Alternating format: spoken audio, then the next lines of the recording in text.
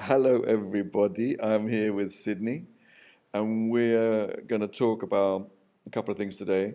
One of them is an exercise that fits into a thing called expressive writing.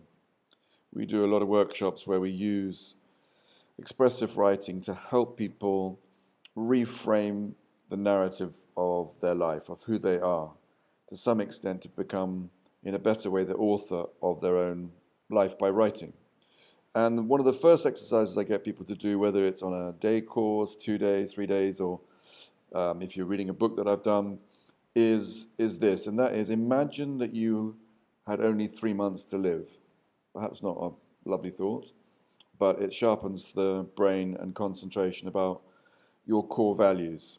I was reading a thing the other day by a palliative nurse from Australia, and she was talking about the 5 regrets of the dying. You may have come across this title, but the top of the list of regrets that people have had on their deathbed is that they did not live their lives in the way that they wanted to. They lived life according to the desires and wishes of other people.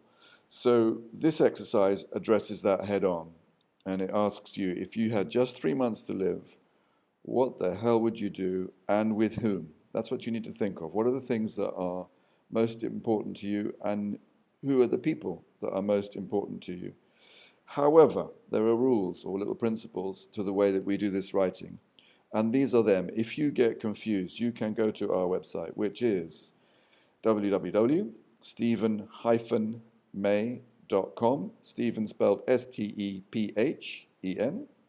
You can go to that site, look for the tools, and you'll see all of this stuff written down. But these are the rules, not made up by me, but by a wonderful professor at the University of Texas, James Pennebaker.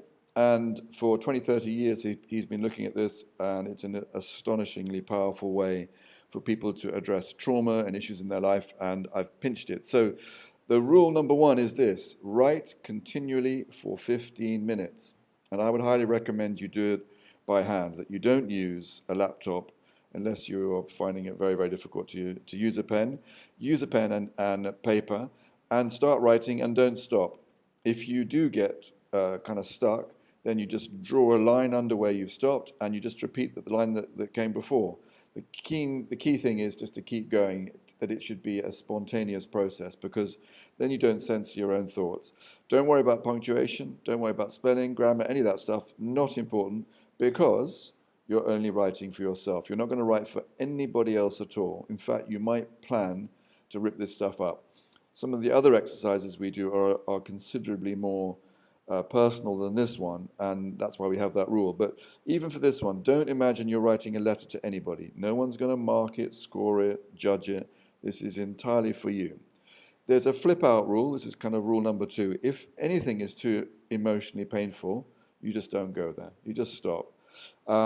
Finally, if you might just find that you are upset by what you write, and if you are, this is completely normal.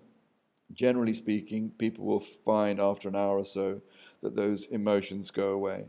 But just to remind you, this is for you, okay? It's entirely for you, and I hope you will check out the other work that we do, because the data that supports this work is compelling. It's remarkable how people seem to benefit from this process of writing entirely for themselves. So I don't know what you want to call this exercise, but 3 months to live, or if you had a day to live, if you really want to go extreme, you could do that. But I generally prefer the idea of 3 months, because that's a substantial amount of time. I hope you'll try it. Once again, you can go to our website if you want to recap on any of these things, and I hope you enjoy yourself. Bye.